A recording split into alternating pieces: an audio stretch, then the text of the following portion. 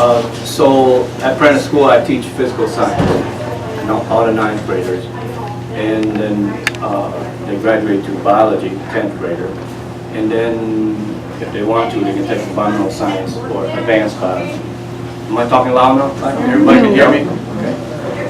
So that's my background in terms of teaching. Further background is going way back to conservation, restoration, native species, ecosystem, that kind of thing. Oak savannas, prairies, that was my background. Further south, southern Wisconsin, Lulu Lake area, Chilwaukee area. So how I got into teaching in short is that basically seasonal job doesn't cut it, doesn't pay the bill when you got school on. So working on the preserve, I had plenty of opportunity to deal with high schoolers when they come in to do restoration work, cutting buckthorn, honeysuckles, treating them with herbicide and so on. So I was pretty good with dealing with them, and so I got into teaching. And it didn't take much to get a teacher's certification because I got a lot of science background classes already. So basically that's my background. I started teaching in West Allis in 99, I believe, 99. And 2 years later, I got a job up here in Prentice. I was told that I would have a great opportunity. Because basically I'm the only biology teacher.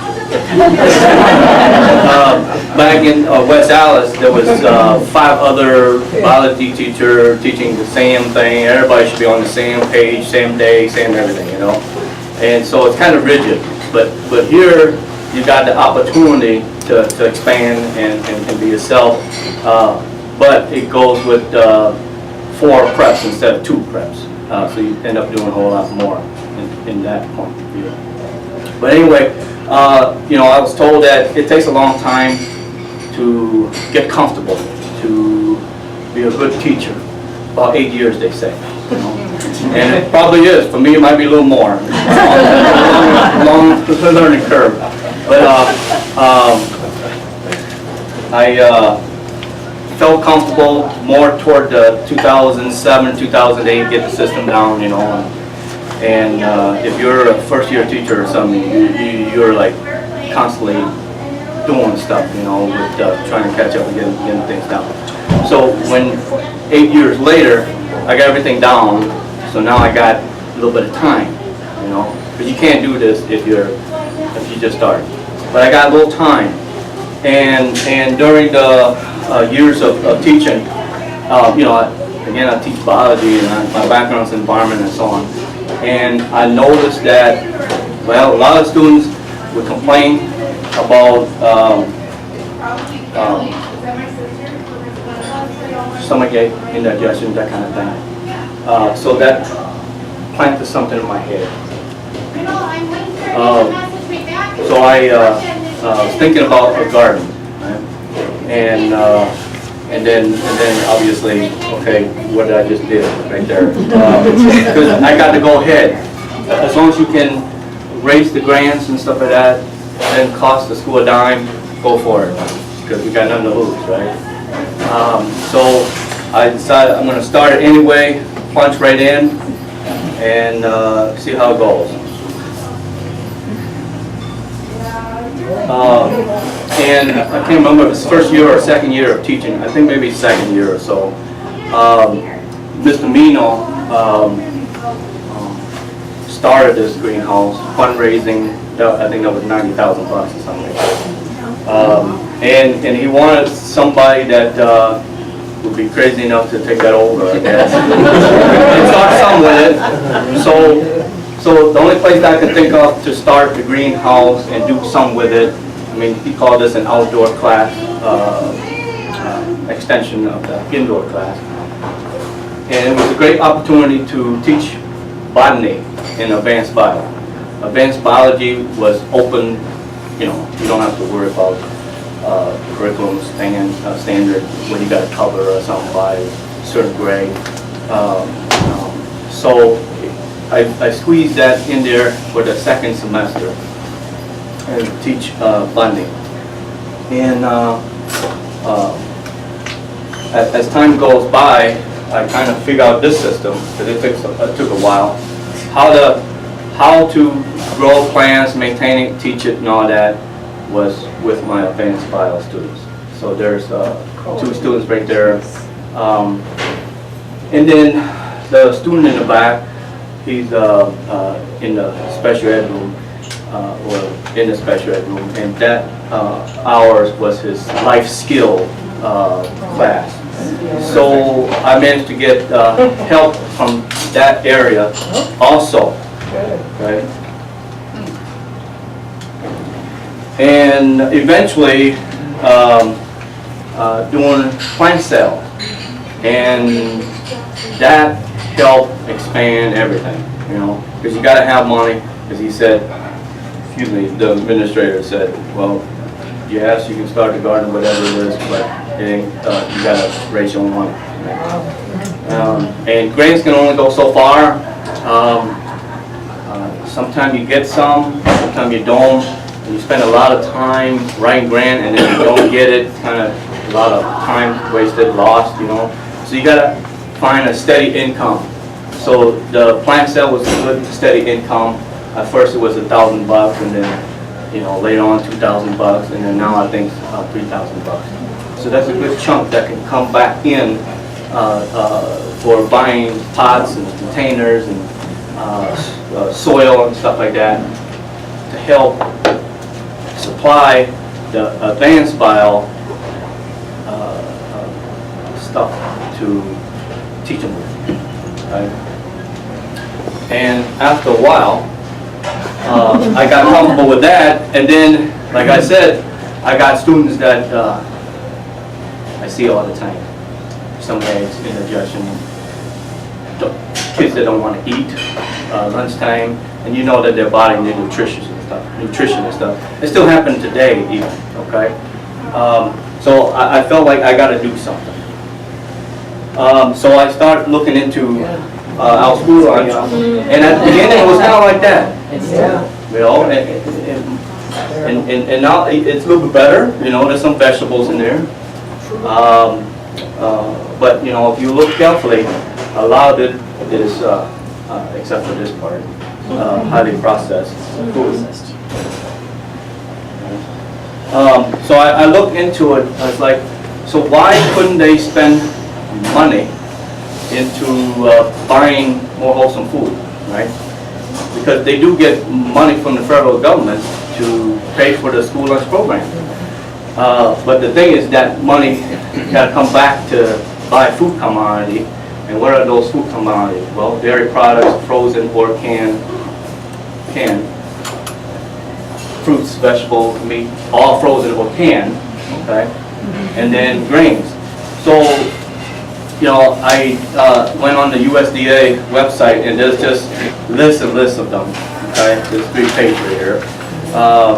And basically, if it's not, like, basically dead end doornail, they're not serving it. Yeah, it's got to be like sterile kind of thing. Well, as we know now, that's probably not a good idea either, because you got to feed your microbiome right here. Okay? And the new science is that this microbiome then helps send signals up to here, and then this then dissipate to the rest of the body and control that. So basically, federal food subsidy for food commodity is equal to free highly processed food.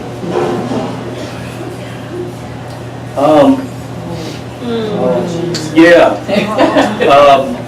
You know, if you, and they buy this stuff in bulk bags, okay, and it hangs around for a whole entire year, and it goes in anything that is basically ground beef, like spaghetti, tacos, and things like that, you know. And I know for a fact that if I have a frozen ground beef or ground venison or something, and it's been in my freezer for over a year or something, I want to get that little freezer burn, right? But this is cooked already, so the flavor is basically gone or something, and it's frozen. So it's not pretty, and it's in a lot of food. And I said, why don't I look into this? And I asked them how much poundage of beef they use for the whole entire year. So I calculated to be basically 2 cows, or one beef, 1 cow, whatever it is. And we got United Pride nearby, we got Dairy Farmer nearby. You know, if they're done, it doesn't matter if they're tough, you ground them up into the ground. Yeah, but you know, that never fly. Everything still stayed the same, you know. I thought maybe, hey, that's a good idea. You're supporting some local farmers, some local ranchers, some of our kids, like I said, are dairy farmers and a beef cattle person. So I didn't want to just give up and ignore the problem and keep looking to the side or whatever, ignore. So I dove right into it. I said, I got to do this. So I'll start a garden, I guess. That's what it looks like at the very beginning. There were some trees there, mowed grass, popthorns and honeysuckle all around the pine tree there. On the other side, same way. This is part of the school ground that was basically wasted land. Behind here is a big pile of dirt. Maybe there's no picture there that you can see. But they had old roofing material and stuff from the old demolition of the old shop. They had so just pile of junk over here. So basically what I did was basically clean this place up and make it look better, even if I don't succeed with the garden. Okay? So in the wintertime, this was in 2011, I believe. 2011 fall, and now this winter, that winter of 2011, 2012. So there's a big pile of dirt that you can see there. That's from the shop area. And then on the other side, right next to that football building, is the rest of the logs that I didn't manage to get off the field yet.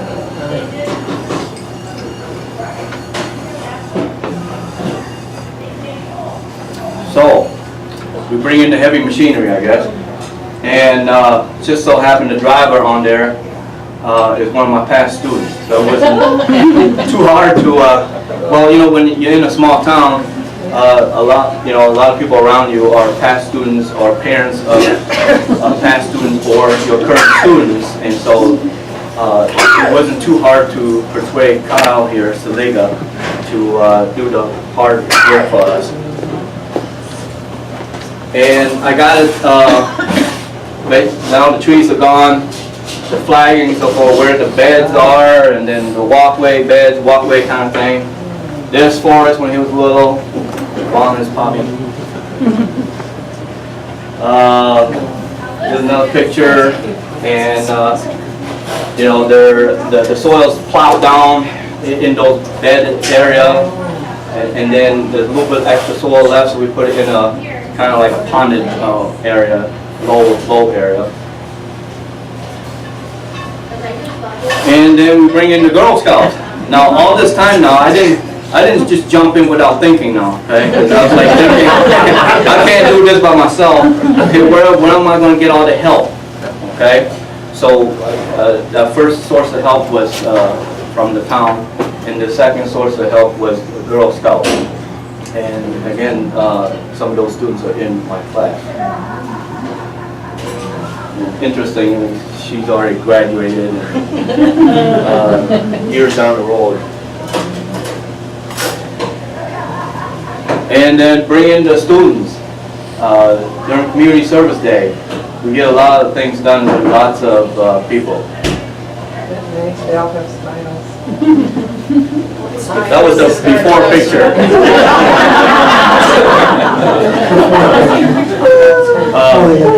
Planted apple trees, lots of them. We planted raspberry in a row, long row. It's a 100-foot long of raspberry, 1 foot spacing. So there was a lot of raspberry. Again, all that money came from the greenhouse fund, which was from plant sales. Okay? Plant sales. On the side, Kirsten there, and then Beanie's over there, and then Michelle. Those are her 2 daughters, and basically she runs the Girl Scout in Prentice back then. And I would build this in the summertime on my own. Again, money to pay for that from the greenhouse fund. Built everything, storage shed. You gotta have something to store it in. Here, first summer gardening class, because plants grow during the summer, right? But school's out during the summertime, so how are you going to carry this out? So I started a gardening class. Summer school. Yeah. Now, they do get a, well, I'll get into it.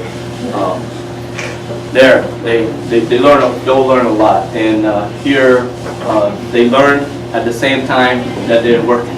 In this case, learn how to make raised beds and then shovel the dirt in there. Right. Well, the science and research said that, hey, you gotta have, some kind of activity, and gardening is a very good physical activity.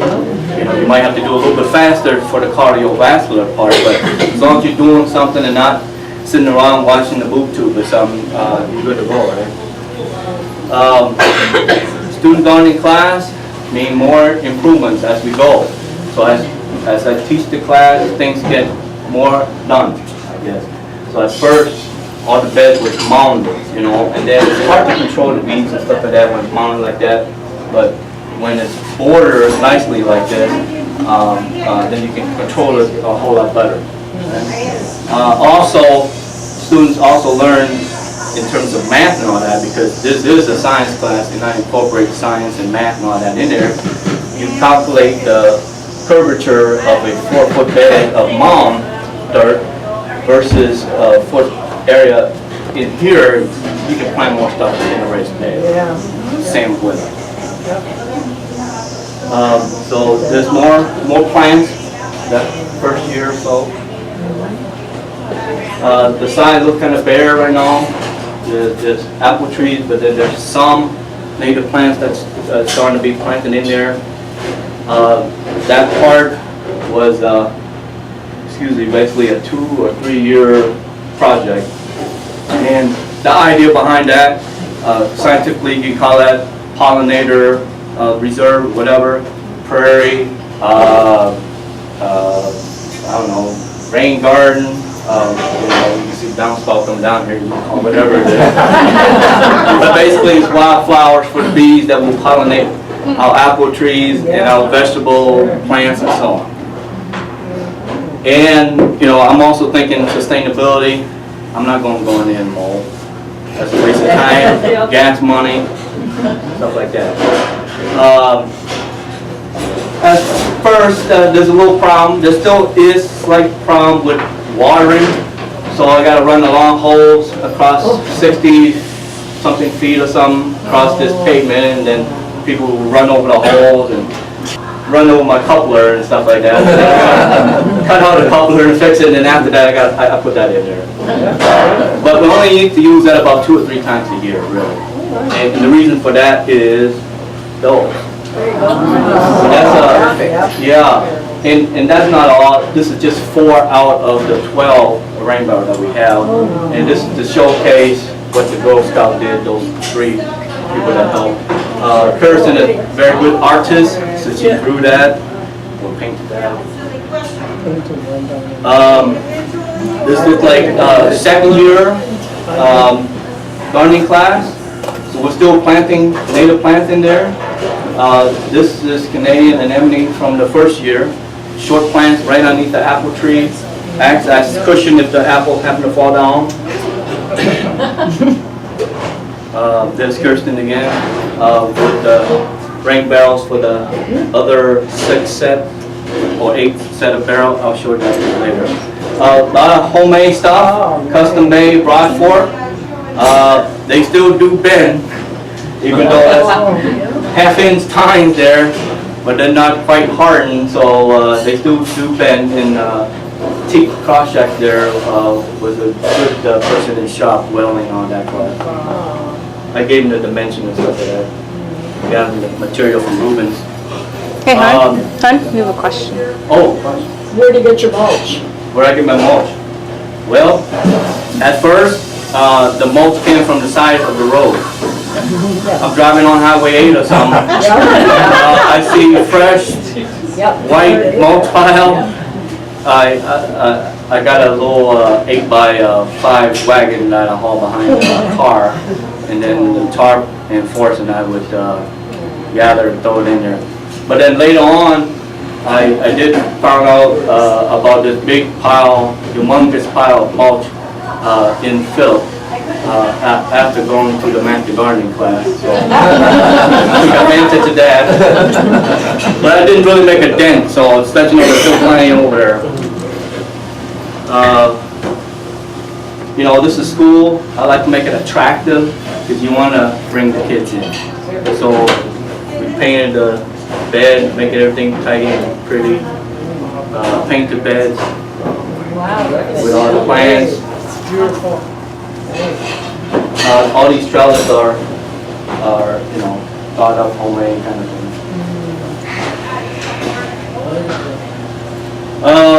I guess I'm always expanding. I didn't like that open lawn area between the softball field fence and the area to the west. So this is a 50 feet wide stretch that was just basically mowed for nothing. So I decided to take that over, or asked if I could take that over. And we planted more apple trees. In total, now we got 50 apple trees on the property. You know, and then you also teach them about bracing up the trees, mulching them, the little cover for the winter time, take it off. Yeah, this is for fencing for the little critters.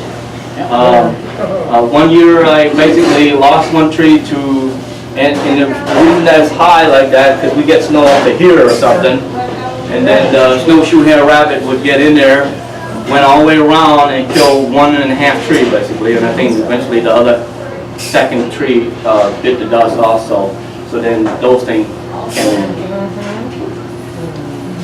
And then I have to put the fencing up for the bigger critters.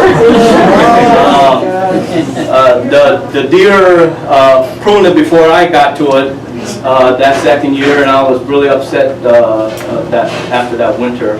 And so the second, and again, this just isn't enough time or money.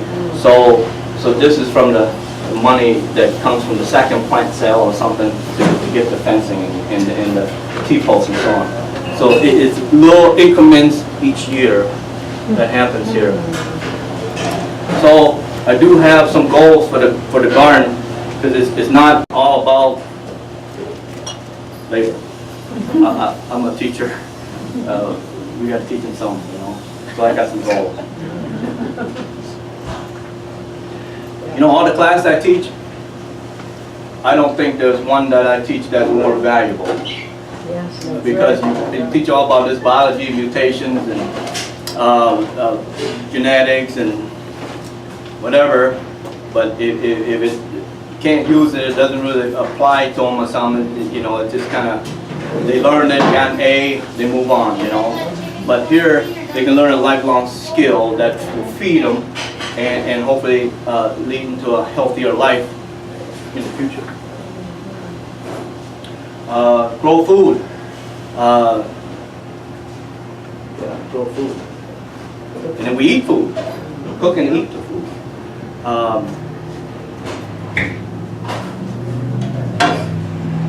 Preserve food.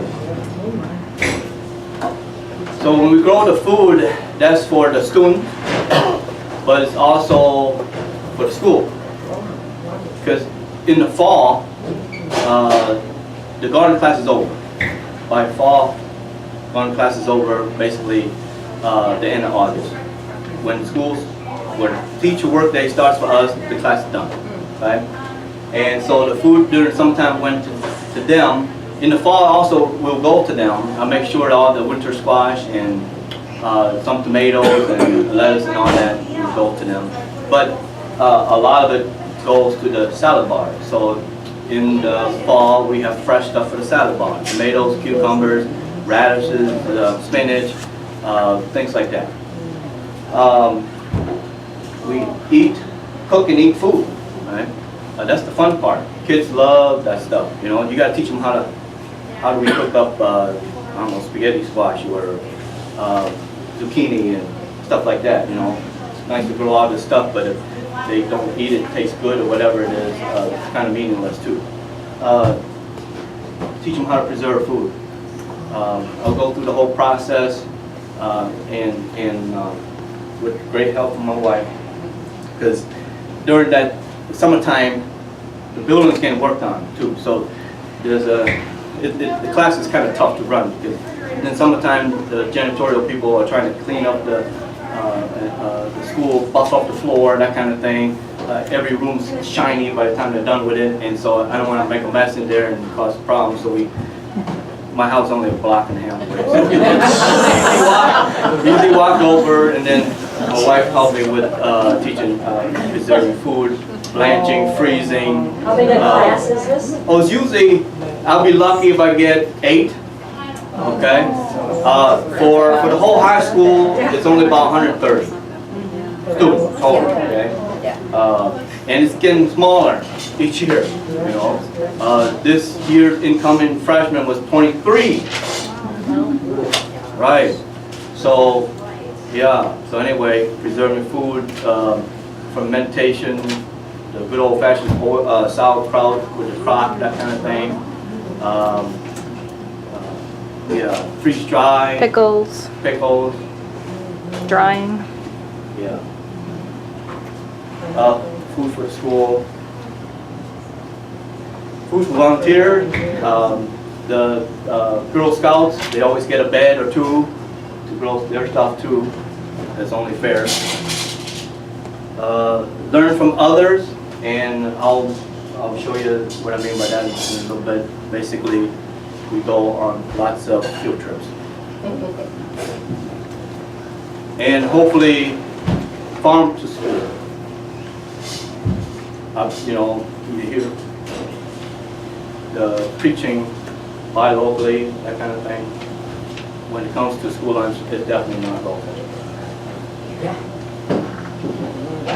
So, the gardening class, 1 science credit. They got to put in 129 hours. How do I calculate that? Well, 40 minutes per class time times 180 day or whatever it is that we put in, and I come up with 129 hours. That's what they got put in. Lots of hands-on and lots of topics to cover. And you know, those are the topics. I just made small like that so you can see basically the list that will fit on the screen. Okay. So anything you can think of that involves gardening is on there. From talking about manure or weeds or growing fruits, whatever that has to do with gardening. Okay. So talking to others, we go to field trips. I give them a book and all that, yeah, and they hear from me, yeah, but you know, there's a lot of knowledge right here, right? There's a lot of knowledge right here. And they need to go out there and visit and talk to those people with knowledge. And this happened to be at the Rhinelander Agricultural Research Station, happened to be potato. So there's a lot of genetic stuff, pollen and so on that they learn all about the science research techniques and so on that field trip.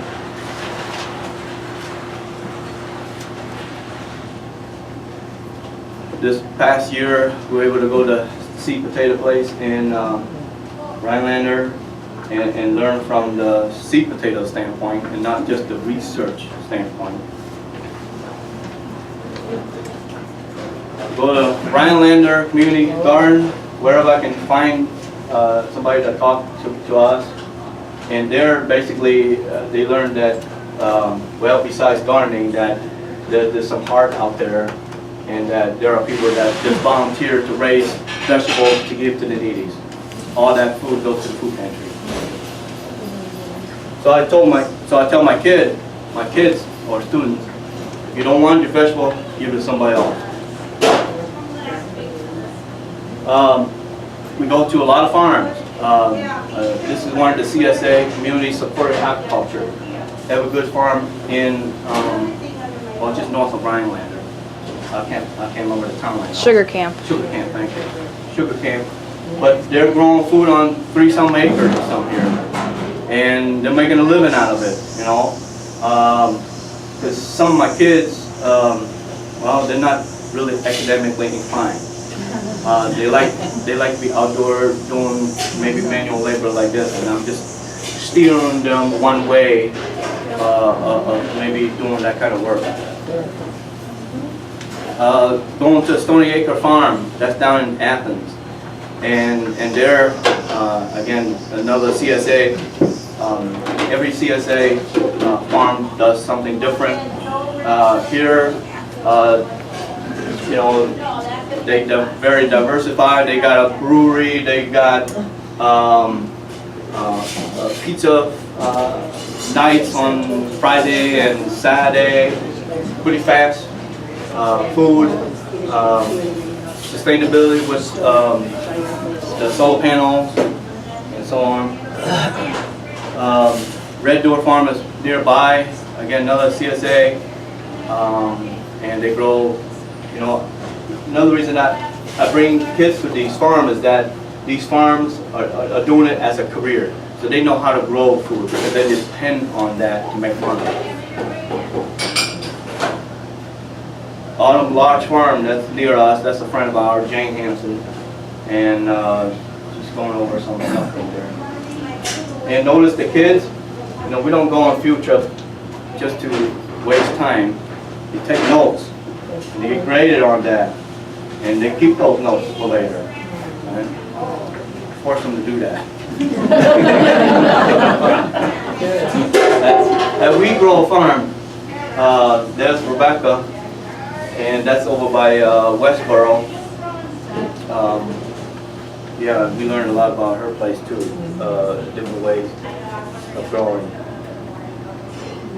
Nelson's Berry Farm. Ryan is awesome. I can't remember his mom right now. Judy. Yeah, Judy. I don't know if she makes him do it or he does it on his own, but he's awesome. Always give us a first or second dip or whatever on picking strawberries, and then afterward we tour the whole place. So then, you know, besides students learning how to grow strawberries, raspberry, grapes, apples, at the school garden, they see it at the commercial level or the level in which people are making a career out of, you know. That's in the house at the very end there. Some local gardener. This is John Krause's garden on County Road K. He specialized in lasagna gardening, and everything is thick with mulch. And he grows an amazing amount of produce. I'm just jealous. Literally, in a small area, you grow like twice or 3 times what I'm growing on those lasagna style. River's Edge with Don and Floyd up in Phillip there, and learn about their garden, how they do stuff. I take them to the Midwest Renewable Energy Fair. You wouldn't think you learn how to make sourdough pizza there, but we do. There are also some classes there that deal with gardening, so that's why I take them there. And this will come later on one of our lessons on, well, basically it's the last one or so when we make sourdough pizza. And at that point in time, you got some tomatoes and green bell peppers and stuff like that you put on the pizza. So all these places, as you notice, that there's some kind of hoop house or something there. So I said, why can't we have one? let's build one. And I said, no, this is too easy because for one thing, you got to think student, okay? You got to think about, well, I do, sustainability and long term. This isn't going to last too long. All it takes is some kids to poke their finger through the plastic. All it takes is a nice stiff wind or a load of snow on top and everything go poof, which I've seen a couple of this things. So we got to do the hard way. There's a space in a triangle. On this side is the gravel road going to the football field. There's a triangle shape that again is just sitting there getting mold. That's it. And I utilize this area so far as a composting area, but now we got to move it to put this greenhouse / hoop house. And also another thing that I want to do this for is to extend the growing season, right? My wife and I, because she comes over and help, in the fall, tarps on days where there's frost, you know, to extend it a little bit. That gets old after a while.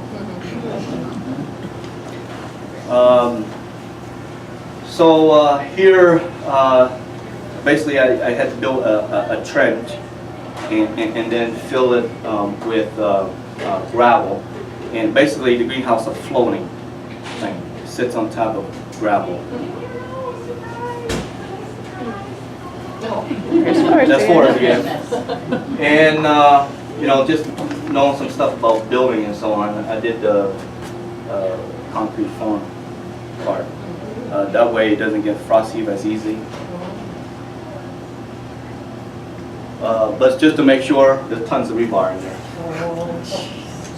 And the kids are, again, putting the gravel on both sides of this thing, so there's plenty of drainage in there and stuff, so it doesn't frost heave. Wow. And it's worked so far.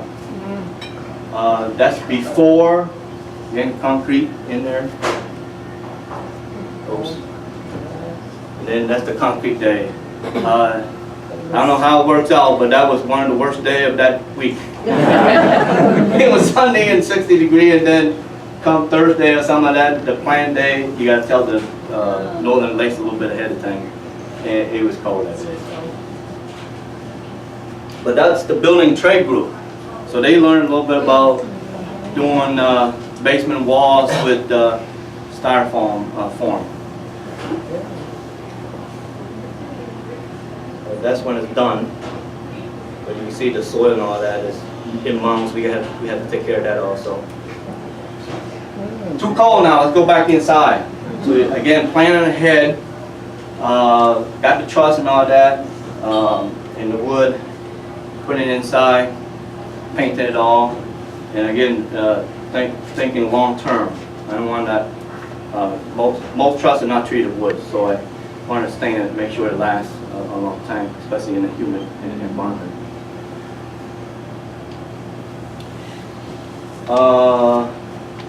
This will hold 8 beds, as you can see there, 4x8, with walkways in between. And that was done earlier in the spring, painted that spring, 2016. In there, those were tough beds because the soil was dead and doornail. It was like that packed orange clay material, and I basically did layering. Bad soil, tons of mulch.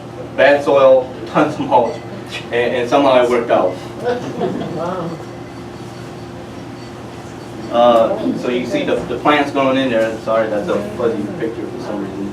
But that fall, 2016, the framing and all that went up. Again, that's building a tray. That also helped build that. Yeah, and also notice the bracing and all that. Yeah. Right? Yeah. So now back into the greenhouse. More prep work. More painting of 2x4s and stuff like that. This time is for the window So my observation with the greenhouse and going to other places was that in the summertime it can get real hot. And so you need venting in. And so the whole thing I designed and built these lower window. So basically you can see from here on down, that's what this. And it's on both sides of the greenhouse there for ventilation. And it's manual. You just prop it up with a stick, okay? With hooks. Yeah, no, technological, smartphone. Tell me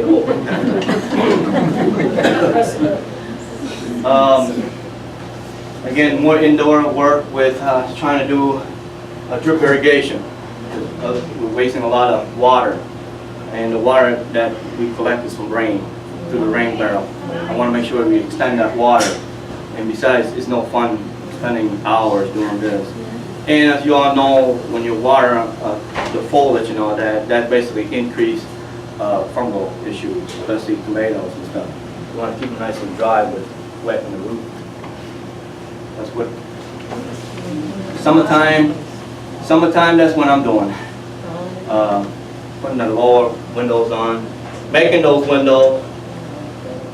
That was a lot of work. It was a trial and error, trying to cut those aluminum with the right kind of blade. Yeah, it was tough. Is that I figured it out glass? eventually. Is that glass? This is polycarbonate.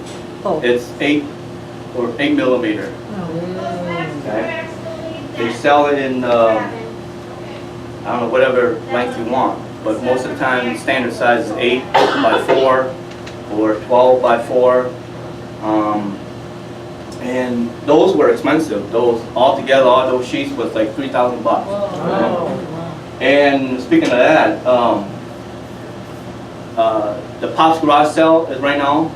That's run by Adult Concern for Education, ACE, which is run by Celine Laughlin and her crew. And basically, she's been donating $2,000-3,000 bucks every year since I planned that. Yeah. And that's this past winter, and all those things are not mine. It's from the construction guys with the new addition. We got a new addition being built right now for the elementary and middle school wing, and so they're taking over. The future, I don't know, but the greenhouse is almost done. All I got to do is put some door on there, ceiling light, seal up the eave, and it's done. So basically, garden, orchard, greenhouse will be done by the time this school year ends. And we started this in 2011. I think that's it.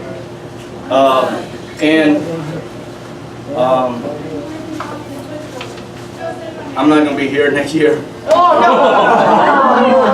I set it up so I can leave with something, I don't know. But I'll be hitting 50 also this year. It's probably midlife crisis or something. But I hope that they keep it up. Because it takes a lot of dedication, as you can see. No way that was going to happen without those guys in the back. You can see Forrest was like with me all the time out there. You know, instead of throwing a ball or something, he's throwing dirt in the beds and so on. You know, it's a great opportunity for the kids. You know, Medford, they have a great agricultural kind of curriculum. They got a nice barn and all that. We don't have anything that's agriculture in Prentice. That's why I also try to do and fill that gap with the gardening class.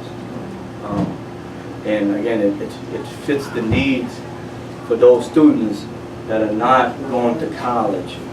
You know, there's still plenty of us that don't want to go to college, don't need to go to college, but just want to go right out there and do a living and stuff like that. And so that gardening class is important in that area. So I hope they take care of it. And really, what this teacher position you're going to need to do is basically teach and maintain. All the hard work is pretty much done. Yeah, right. You did the hard stuff. Very good.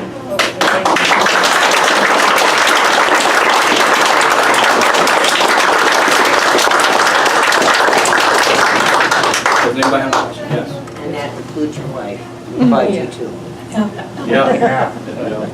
Like I said, it wouldn't happen if it wasn't for her helping out and being patient. When do you have your plant sale that's open to the public? So the plant sale is usually a Saturday, just before Memorial It'll Weekend, be May 18th this year. and May 18th. And again, 9 to it's- 4. 9 to 4. 9 to 4. Thing on the sign. And every day after that, after school. It's a great community outreach. No, we don't make that much money off of it, I know that. And the people that buy the stuff know that. But it's a great opportunity for all those people in the community to come in contact with the school.